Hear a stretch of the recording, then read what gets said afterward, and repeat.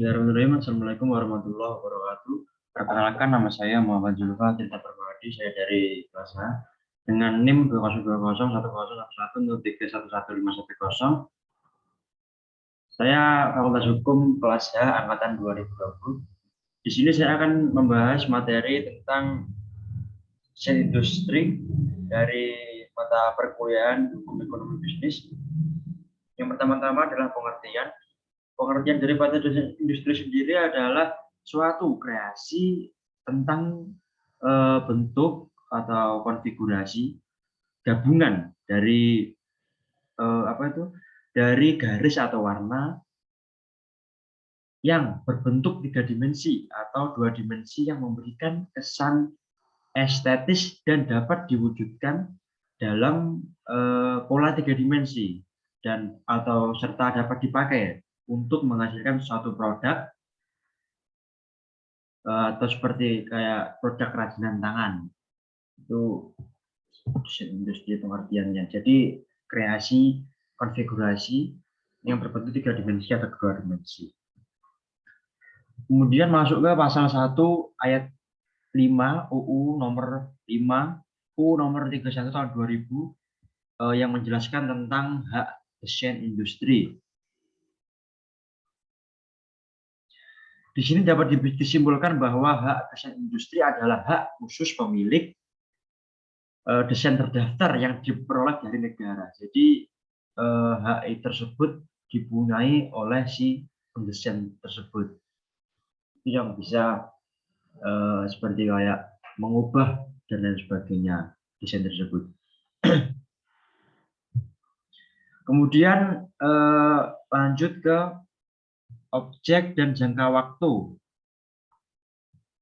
Ya, di sini objek dan jangka waktunya itu dianggap baru jika produksi desain tersebut belum ada pengungkapan sebelumnya. Jadi jika suatu desain tersebut itu sudah terdaftar sebelumnya, itu tidak bisa dianggap baru. Pendaftar di sini, pendaftaran itu merupakan syarat mutlak agar desain tersebut mempunyai kebaruan dan mendapatkan perlindungan hukum dalam kurun jangka waktu tertentu tadi ya. Jadi enggak bebas. Jadi ada apa itu namanya? Ada sesi atau sebuah kadaluarsa lah di desain tersebut. Jadi enggak selamanya itu harus ada pembaruan selalu. Entah itu setiap 6 bulan sekali atau berapa tahun sekali, itu selalu ada. Kemudian kita masuk ke subjek hak desain. Di sini yang menjadi subjek hak desain itulah pendesain itu sendiri. Jadi ya apa itu pendesain? Pendesain itu orang yang menghasilkan rancangan desain industri. Selain itu, mereka juga menerima hak desain industri dari pendesain. Itu juga dianggap sebagai hak desain, hak subjek desain industri. Seperti pada pasal 6 Undang-Undang Desain Industri itu menyatakan yang berhak di sini ya, yang berhak memperoleh hak desain industri itu adalah pendesain atau yang menerima hak tersebut dari pendesain. Jadi ada tangan kedua asalkan atas persetujuan pendesain. Kemudian dalam hal pendesain terdiri atas beberapa orang yang secara bersama. Hak desain industri diberikan kepada mereka secara bersama kecuali diperjanjikan lain. Jadi jika perjanjian itu di luar kesepakatan antara yang punya desain dengan orang yang dilimpahkan desainnya itu tidak sah. Itu tidak bisa dianggap sebagai subjek desain industri. Kemudian masuk kepada permohonan desain, permohonan hak desain industri. Permohonan hak desain itu hanya bisa diajukan oleh pendesain. Jadi hak desain industri diberikan atas dasar permohonan ya. Hal ini sesuai dengan pasal 10 UU Desain Industri. Eh, permohonan ini diajukan kepada Kepala Direktorat Jenderal HKI. Permohonan hak desain ini hanya dapat diajukan untuk satu desain industri ya, jadi nggak boleh dua desain diajukan dalam satu permohonan, itu nggak boleh, jadi harus dua juga. Menurut pasal 1 angka 8 UU Desain Industri yang menyatakan bahwa kuasa adalah konsultan hak kekayaan intelektual sebagaimana yang telah diatur dalam undang-undang ini. Dalam pasal 1 angka 10 UU Desain Industri itu juga menyatakan tentang seseorang yang dapat menjadi kuasa ya dalam permohonan pendaftaran hak desain industri. Dalam hal ini seorang kuasa adalah orang yang memiliki keahlian di bidang HKI atau yang sering disebut dengan konsultan HKI. Kemudian kita lanjut ke pemeriksaan desain ya. Pemeriksaan desain ini diawali dengan pemeriksaan administratif ya, yang berkaitan dengan kelengkapan persyaratan administratif. Kemudian yang kedua adalah permohonan, jadi permohonan ke Kepala Dirjen HKI, itu Direktorat Jenderal HKI, agar mereka itu melakukan sebuah pemeriksaan administratif terhadap permohonan pendaftaran desain industri sesuai dengan ketentuan sebagaimana dimaksud dalam peraturan perundang-undangan yang berlaku. Jadi setelah melakukan pemeriksaan secara formalitas, Dirjen itu akan memberitahukan Dirjen HKI itu akan memberitahukan kepada si pemohon ini terkait keputusan. Apabila desain industri tersebut masuk yang tidak mendapat perlindungan atau memberitahukan anggapan ditarik kembali permohonannya karena mempunyai kekurangan persyaratan formalitas, itu juga haknya daripada Dirjen HKI itu sendiri. Kemudian yang terakhir adalah faktor penegakan hukum ya. Faktor penegakan hukum di sini yang pertama adalah faktor hukum. Faktor hukum itu dalam suatu proses penegakan hukum adalah salah satu yang menentukan keberhasilan. Jadi dia adalah kunci daripada semua faktor.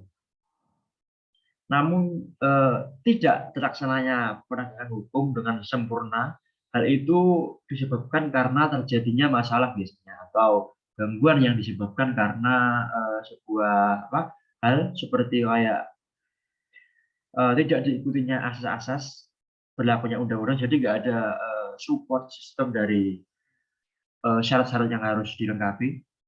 Yang kedua adalah faktor penegak hukum. Faktor penegak hukum di sini juga mempunyai peran yang sangat vital dalam penegakan hukum sendiri. Perilaku aparat pun seharusnya mencerminkan suatu kepribadian yang dapat menjadi teladan bagi masyarakat umum dalam kehidupannya. Dan menurut saya aparat yang profesional itu adalah aparat yang berdedikasi tinggi pada profesi sebagai aparat hukum. Dengan demikian seorang dapat disebut sebagai aparat yang profesional karena dapat melaksanakan tugas dan kewenangannya sebagai seorang penegak hukum dengan baik. Yang ketiga adalah faktor sarana atau fasilitas. Ini juga sangat berpengaruh jadi dengan dukungan sarana yang memadai untuk penegakan hukum tersebut, itu juga akan dapat terlaksanakan dengan baik. Jadi sarana dan fasilitas yang di sini yang dimaksud adalah antara lain SDM yang baik, karena SDM itu sangat berpengaruh untuk penegakan hukum, terutama itu SDM yang harus dibenahi, itu fundamental. Kemudian peralatan yang dipenuhi, jadi itu adalah sebagai sarana juga fasilitas yang harus dipenuhi, peralatan ya. Kemudian organisasi yang baik, jadi sebuah sistem itu dapat terlaksana jika di dalamnya itu terdapat struktural atau keorganisasian yang berjalan dengan baik. Nah, itu pasti akan berjalan dengan baik, dengan lancar. Yang keempat adalah faktor masyarakatnya. Ya, jadi di sini masyarakat juga berpengaruh tentang terkait penegakan hukum. Jadi di sini adalah hukum itu mengadili kepada masyarakat, dan sebenarnya ini menurut saya adalah merupakan faktor yang paling penting. Jadi jika masyarakat itu sadar akan hukum, semua itu akan berjalan dengan baik tanpa adanya aparat pun. Jika masyarakat sudah paham, itu pasti akan negara itu akan maju. Karena menurut saya negara maju itu adalah kuncinya pada masyarakatnya. Jadi jika masyarakatnya itu tertib, baik, menuruti peraturan, itu negara pasti akan maju. Jadi oleh karena itu peran masyarakat di sini dalam penegakan hukum itu juga sangat menentukan ya. Masyarakat yang sadar akan hukum tentunya telah mengetahui hal mana yang merupakan hak dan kewajiban mereka. Dengan demikian mereka akan mengembangkan sebuah kebutuhan mereka sesuai dengan aturan yang berlaku. Dan yang terakhir adalah nomor 5, faktor kebudayaan. Jadi di sini kebudayaan hukum itu pada dasarnya mencakup nilai dasar yang mendasari keberlakuan hukum. Menurut pakar, salah satu pakar yaitu Purnadi Punbacaraka kalau nggak salah. Itu terdapat pasangan nilai yang berperan dalam hukum, ya, yaitu yang pertama adalah nilai ketertiban dan nilai ketentraman, nilai jasmani, nilai rohani, nilai kelanggengan, dan nilai kebaruan. Itu adalah faktor-faktor yang kebudayaan menurut Purnadi Purbacaraka. Mungkin sekian penjelasan saya mengenai desain industri. Sebenarnya masih banyak materi yang ingin saya ulik, namun waktunya ini sudah mepet ya. Atas perhatiannya saya ucapkan terima kasih. Assalamualaikum warahmatullahi wabarakatuh.